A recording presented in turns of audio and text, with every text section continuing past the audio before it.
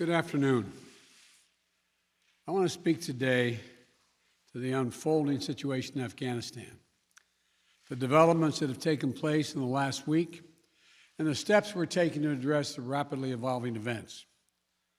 My national security team and I have been closely monitoring the situation on the ground in Afghanistan and moving quickly to execute the plans we had put in place to respond to every constituency, including and contingency, including the rapid collapse we're seeing now.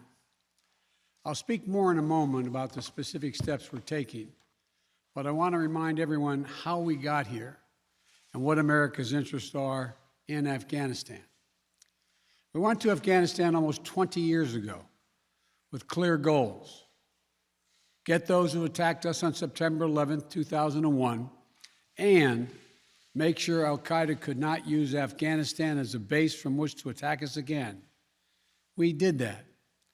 We severely degraded al-Qaeda in Afghanistan. We never gave up the hunt for Osama bin Laden, and we got him. That was a decade ago. Our mission in Afghanistan was never supposed to have been nation building. It was never supposed to be creating a unified, centralized democracy. Our only vital national interest in Afghanistan remains today what it has always been: preventing a terrorist attack on America's homeland. I've argued for many years that our mission should be narrowly focused on counterterrorism, not counterinsurgency or nation building. That's why I opposed the surge when it was proposed in 2009 when I was vice president. And that's why, as president, I'm adamant that we focus on the threats we face today in 2021, not yesterday's threats. Today, the terrorist threat has metastasized well beyond Afghanistan. Al-Shabaab in Somalia, al-Qaeda in the Arabian Peninsula, al-Nusra in Syria, ISIS attempting to create a caliphate in Syria and Iraq, and establishing affiliates in multiple countries in Africa and Asia. These threats warrant our attention and our resources. We conduct effective counterterrorism missions against terrorist groups in multiple countries where we don't have permanent military presence. If necessary, we'll do the same in Afghanistan. We've developed counterterrorism over-the-horizon capability that will allow us to keep our eyes firmly fixed on the direct threats to the United States and the region, and act quickly and decisively if needed. When I came into office, I inherited a deal that President Trump negotiated with the Taliban. Under his agreement, U.S. forces would be out of Afghanistan by May 1, 2021, just a little over 3 months after I took office. U.S. forces had already drawn down during the Trump administration from roughly 15,500 American forces to 2,500 troops in country.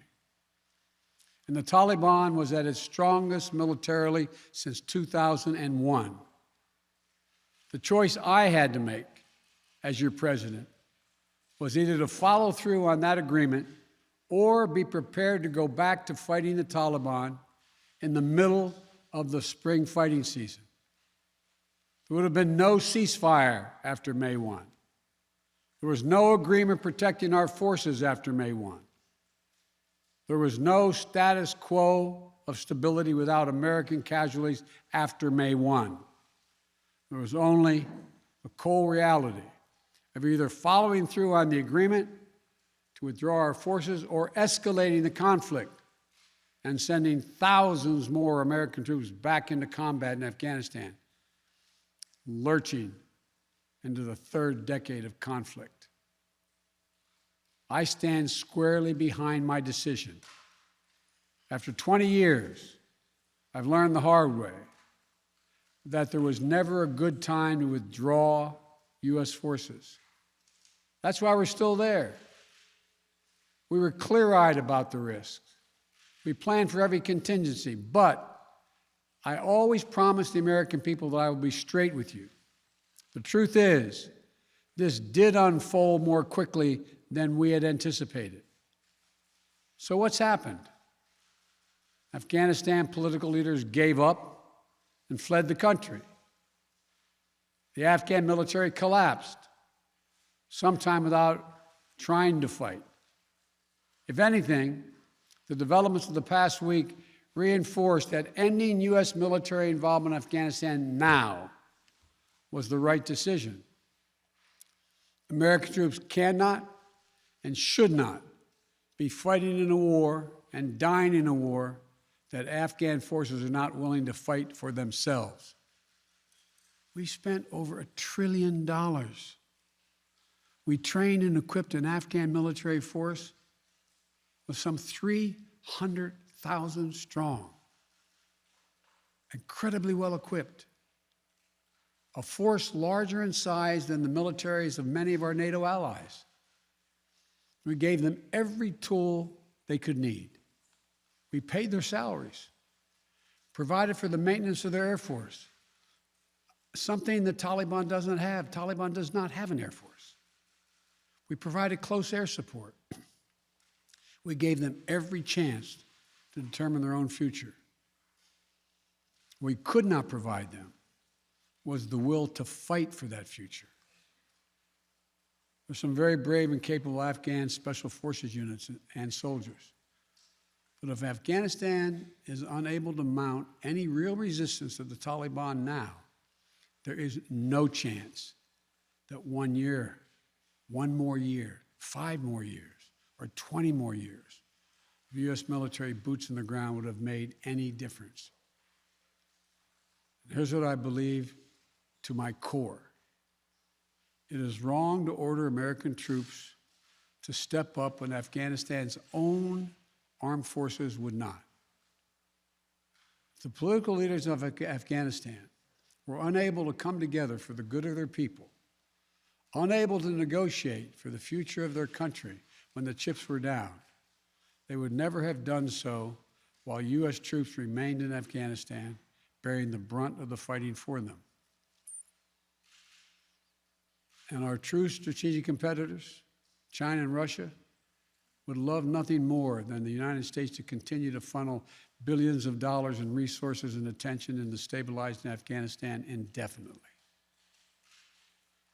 When I hosted President Ghani and Chairman Abdullah at the White House in June, and again when I spoke by phone to Ghani in July, we had very frank conversations. We talked about how Afghanistan should prepare to fight their civil wars after the U.S. military departed, to clean up the corruption in government so the government could function for the Afghan people. We talked extensively about the need for Afghan leaders to unite politically. They failed to do any of that. I also urged them to engage in diplomacy, to seek a political settlement with the Taliban. This advice was flatly refused. Mr. Ghani insisted the Afghan forces would fight, but obviously he was wrong. So I'm left again to ask of those who argue that we should stay, how many more generations of America's daughters and sons would you have me send to fight Afghanistan's civil war when Afghan troops will not? How many more lives, American lives, is it worth? How many endless rows of headstones at Arlington National Cemetery? I'm clear on my answer. I will not repeat the mistakes we've made in the past.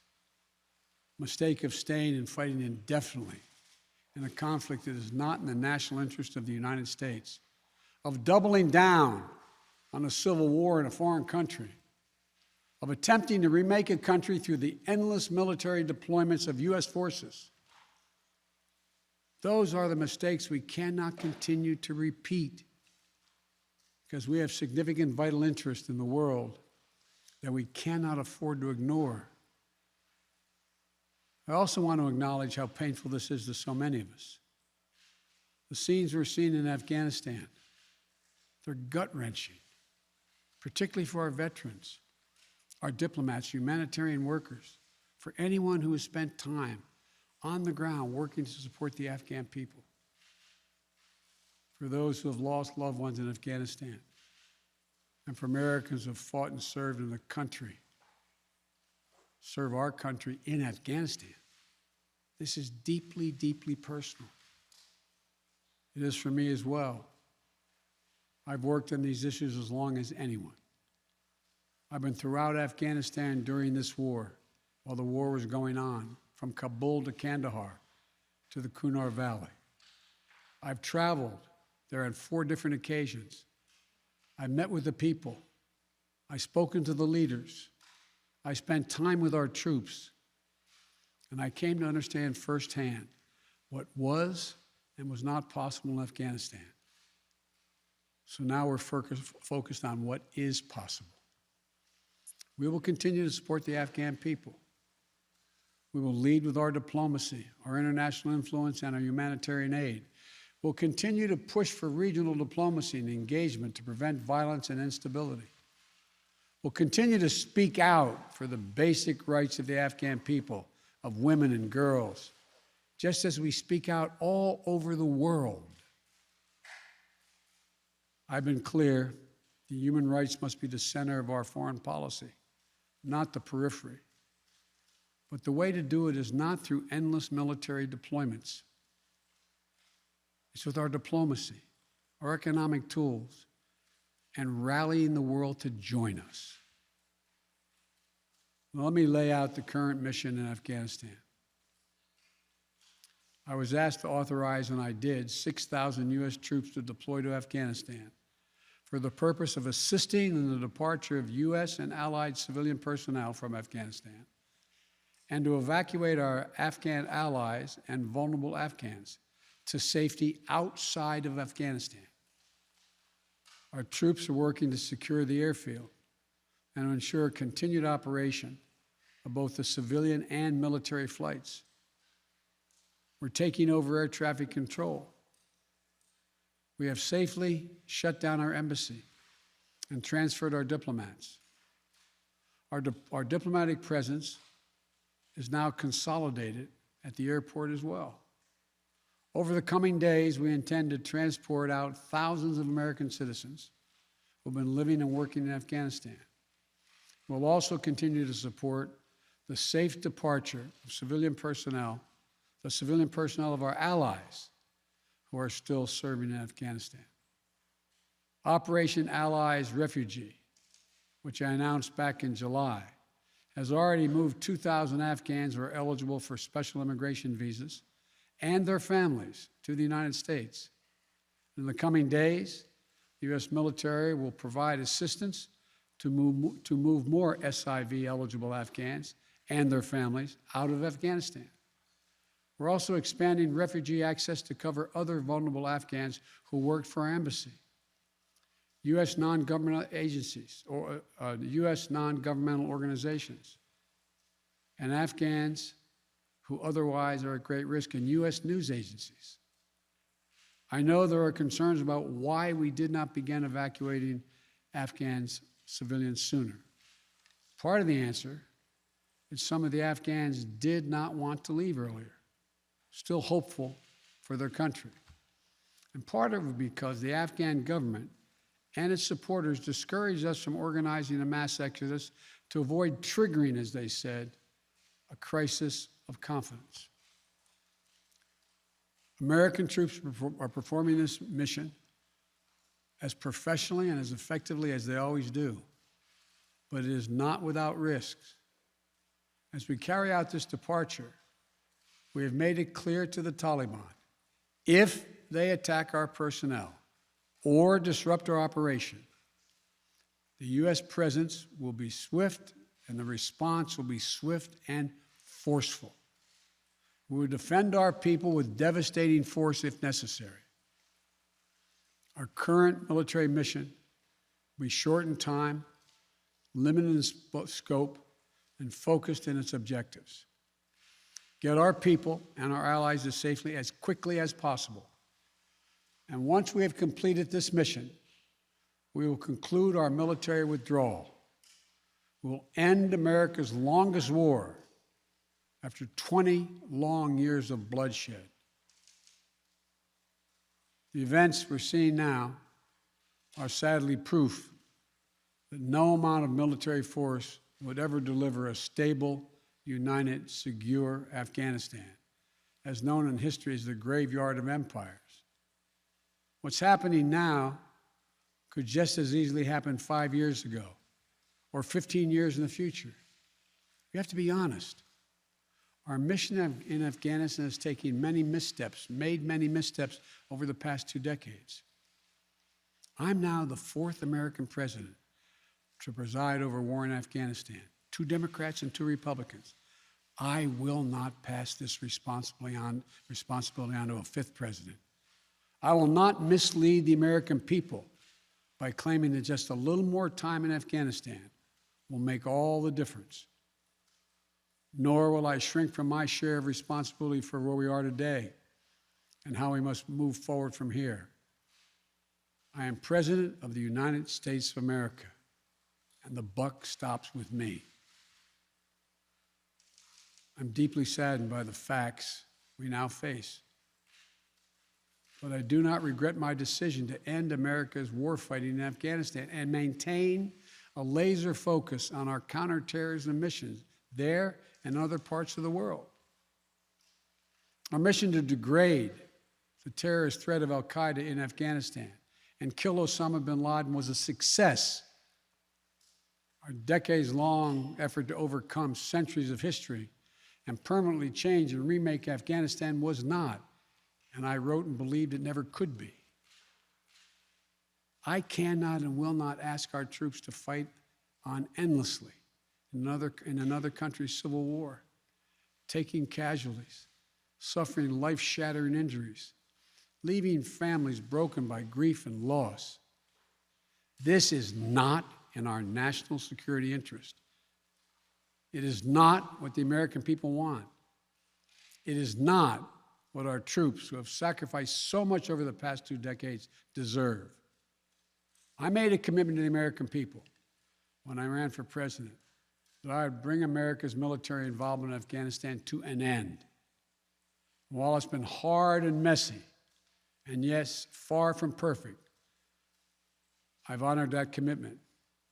More importantly, I made a commitment to the brave men and women who serve this nation that I wasn't going to ask them to continue to risk their lives in a military action that should have ended long ago. Our leaders did that in Vietnam when I got here as a young man. I will not do it in Afghanistan. I know my decision will be criticized, but I would rather take all that criticism than pass this decision on to another president of the United States, yet another one, a 5th one, because it's the right one, it's the right decision for our people, the right one for our brave service members who risk their lives serving our nation, and it's the right one for America. Thank you. May God protect our troops, our diplomats, and all brave Americans serving in harm's way.